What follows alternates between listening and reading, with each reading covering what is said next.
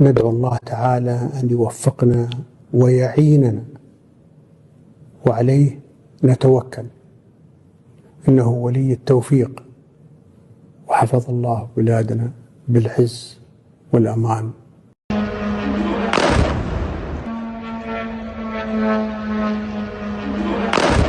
നമസ്കാരം.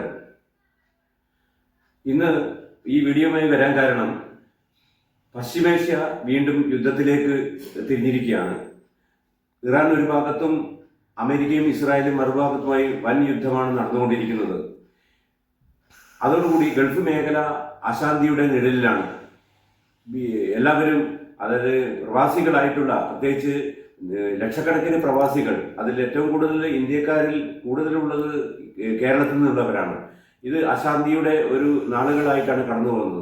കഴിഞ്ഞ ദിവസം പുറത്തു വന്ന വാർത്ത എന്ന് പറയുന്നത് ഇറാന്റെ പരമോന്നത നേതാവ് ആയത്തുള്ള അലി ഖൊമൈനി മരണപ്പെട്ടു എന്നുള്ളതാണ്. 1987 മുതൽ ഇറാന്റെ ഭരണം ആയത്തുള്ള അലി ഖൊമൈനിയുടെ നേതൃത്വത്തിലാണ് നടന്നുകൊണ്ടിരിക്കുന്നത്. നീണ്ട 36 വർഷത്തിൽ അലി ഖൊമൈനി അടക്കി വാണ ഒരു ഭരണകൂടമായിരുന്നു ഇറാനിൽ നിലനിന്നിരുന്നത്. എന്നാൽ ഒരു ഭരണാധികാരിക്കപ്പുറം ഒരു ആത്മീയ നേതാവുമായിരുന്നു ലോക ഷിയാക്കൾക്ക് ആയത്തുള്ള ഖമേനി. അത് ആയത്തുള്ള ഖമേനിയുടെ മരണം പുറത്തു വന്നതോടുകൂടി ഇറാനെ സംബന്ധിച്ചിടത്തോളം അതൊരു ആത്മീയതയ്ക്ക് പുറമെ ഒരു പ്രസ്റ്റേജ് പ്രശ്നമായിട്ട് അവർ ഏറ്റെടുത്തിരിക്കുകയാണ്. അമേരിക്കയും സഖ്യകക്ഷിയായ ഇസ്രായേലും തമ്മിലുള്ള പോരിന്റെ, ഭരണമാറ്റത്തിന്റെ, അതായത് അലി ഖുമൈനിയെ മാറ്റുക, അയാളെ വധിക്കുക എന്ന ലക്ഷ്യം ഏകദേശം അവർ പൂർത്തിയായിരിക്കുകയാണ്. ഒന്നാം ഘട്ട യുദ്ധം അവസാനിച്ചു എന്നാണ് ട്വിറ്ററിൽ ഡൊണാൾഡ് ട്രംപ്, അമേരിക്കൻ പ്രസിഡന്റ്, പ്രസ്താവിച്ചിട്ടുള്ളത്. ഇതോടുകൂടി യുദ്ധം വേറെ തലത്തിലേക്ക് മാറിയിരിക്കുകയാണ്. ഇറാനാകട്ടെ തൊട്ടടുത്ത അമേരിക്കൻ ബേസുകളായ ഇറാഖ്, ഖത്തർ, UAE, ബഹ്റൈൻ തുടങ്ങിയ സ്ഥലങ്ങളിലേക്ക് മിസൈലുകൾ തൊടുത്തുവിടുകയും അങ്ങനെ ശക്തമായ ഒരു യുദ്ധത്തിലേക്ക് പശ്ചിമേഷ്യ മാറിക്കൊണ്ടിരിക്കുകയാണ് ചെയ്യുന്നത്. ഇന്ന് പുറത്തു വരുന്ന വിവരം എന്ന് പറഞ്ഞാൽ ദുബൈയുടെ ചില ഭാഗങ്ങളിലും അബുദാബിയുടെ ചില ഭാഗങ്ങളിലൊക്കെ കനത്ത മിസൈൽ പ്രകരമാണ് ഖമേനിയുടെ മരണത്തിന് ശേഷം അവർ നടത്തിക്കൊണ്ടിരിക്കുന്നത്. ഇത് ഗൾഫ് മേഖലയെ വീണ്ടും ഒരു സംഘർഷത്തിലേക്ക്, കടുത്ത സമ്മർദ്ദത്തിലേക്കും ഇതൊക്കെ മാറ്റിയിരിക്കുകയാണ്. ഇതോടുകൂടി ലക്ഷക്കണക്കിന് വരുന്ന വിദേശ മലയാളികളും അതേപോലെ മറ്റ് രാജ്യക്കാരും ഒക്കെ തന്നെ ഭയങ്കര ഭീതിയിലാണ് നിലവിലുള്ളത്. ഇതിനൊരു പരിഹാരം കാണാൻ സാധിക്കുന്നില്ല എന്നുള്ളത് വളരെ ഒരു ദുഃഖകരമായ അവസ്ഥയാണ്. ഐക്യരാഷ്ട്രസഭയൊന്നും ഇതിൽ ഇടപെടുന്നില്ല. വരും യുദ്ധത്തെ യുഎനൊക്കെ ഇതിൽ ഇടപെടാതിരിക്കുകയാണ്. വരും തലമുറയെ ഒരു യുദ്ധത്തിൽ നിന്ന് ഒഴിവാക്കുക എന്ന ലക്ഷ്യത്തോടുകൂടി രൂപീകരിച്ച യുഎനൊക്കെ വെറും നോക്കുകുത്തിയായി മാറിയിരിക്കുന്ന ഒരു കാഴ്ചയാണ് കണ്ടത്. യുദ്ധങ്ങൾ എപ്പോഴും അനിവാര്യം, പല ഘട്ടങ്ങളിലും അനിവാര്യമാണെങ്കിലും പക്ഷെ പിഞ്ചുകുട്ടികളും സ്ത്രീകളും യുദ്ധത്തിൽ മരണപ്പെടുന്നത് യുദ്ധത്തിന്റെ ഒരു പ്രത്യേകതയാണ്. അതിന്റെ ഒരു പ്രത്യേകതയാണ് ഇറാനിലെ ഒരു സ്കൂൾ കെട്ടിടത്തിൽ ഇസ്രായേൽ ബോംബിട്ടത് നമ്മളെല്ലാം കണ്ടതാണ്. 40ഓളം കുട്ടികളാണ്, വിദ്യാർത്ഥിനികളാണ് അവിടെ മരിച്ചു വീണത്. ഇതൊക്കെ തന്നെ യുദ്ധത്തിന്റെ നീതിയാണോ എന്ന് ചോദിച്ചാൽ ഇതിനൊന്നും ഉത്തരമില്ലാത്ത ഒരു അവസ്ഥയിലേക്കാണ് നമ്മൾ കടന്നുപോയിക്കൊണ്ടിരിക്കുന്നതെന്ന് പറയാം. ഇതോടുകൂടി ഗൾഫ് മേഖലകളിൽ യുദ്ധ കൊടുമ്പിരി കൊള്ളുന്ന ഈ സന്ദർഭത്തിൽ ഇത് എത്രയും പെട്ടെന്ന് പ്രശ്ന പരിഹാരത്തിനായി ലോകരാഷ്ട്രങ്ങൾ മുന്നോട്ട് വരാത്ത ഒരവസ്ഥയും നിലവിലുണ്ട് എന്നാണ് നമ്മൾക്ക് നിരീക്ഷിക്കുമ്പോൾ കാണുന്നത്. വരും ദിവസങ്ങൾ ലോകരാജ്യങ്ങൾ മുൾമുനയിലാണെന്ന് തന്നെ നമുക്ക് പറയാം. ഇന്ത്യ ഈ പ്രശ്നത്തിൽ ഗൗരവമായ ഒരു തീരുമാനമാണ് എടുത്തിട്ടുള്ളത്.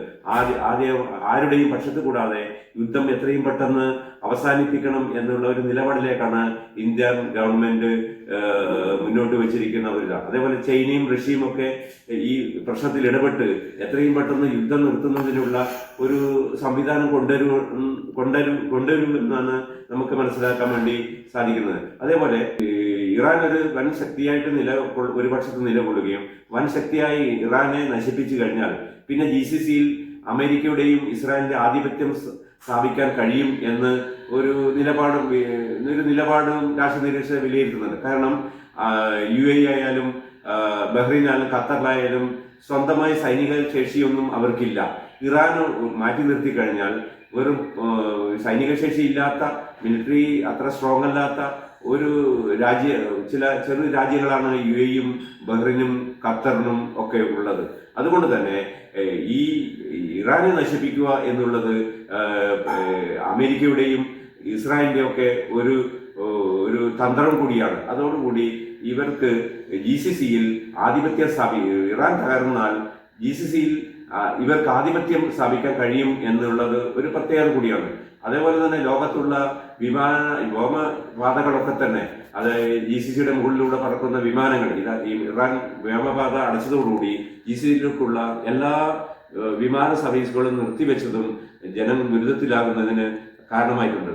അതുകൊണ്ട് തന്നെ എത്രയും പെട്ടെന്ന് ഈ യുദ്ധം അവസാനിപ്പിക്കാൻ വൻശക്തികൾ ഇടപെട്ട് ഈ യുദ്ധം അവസാനിപ്പിക്കണം എന്ന് മാത്രമാണ് ഈ സന്ദർഭത്തിൽ നമുക്ക് പറയാനുള്ളത്.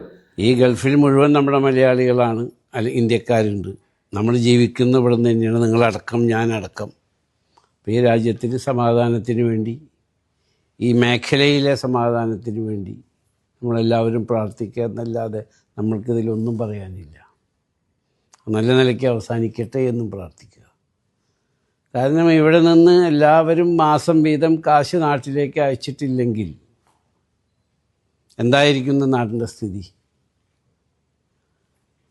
ഞാനും നിങ്ങളും ഇവിടെ വന്നത് ഓപ്പർച്യൂണിറ്റി ഇവിടെ ഉള്ളത് കൊണ്ടാണല്ലോ വന്നത്. അതേ സ്ഥാനത്ത് നമ്മുടെ സംസ്ഥാനം വിട്ട് വേറെ സംസ്ഥാനത്തിന് ഓപ്പർച്യൂണിറ്റി എന്ന് പറഞ്ഞാൽ അങ്ങോട്ട് പോവില്ലേ? ഇപ്പം എല്ലാവരും ഗൾഫിലേക്ക് വരികയാണ്. കാരണം ഇവിടെ ഓപ്പർച്യൂണിറ്റീസ് ഉണ്ട്. ഇവിടുത്തെ മഹാന്മാരായ ഭരണാധികാരികൾ അവർക്ക് കിട്ടുന്ന വരുമാനത്തിൽ നല്ലൊരു പെർസെൻറ്റേജ് ഈ രാജ്യത്ത് തന്നെ ഇൻവെസ്റ്റ് ചെയ്യണം. വേൾഡിലെ ഏറ്റവും നല്ല ഇൻഫ്രാസ്ട്രക്ചറാണ് ഇവിടെ. യൂറോപ്യൻ ഇൻഫ്രാസ്ട്രക്ചറിനേക്കാളും വെല്ലുന്ന ഇൻഫ്രാസ്ട്രക്ചറാണ് ഇവിടെ.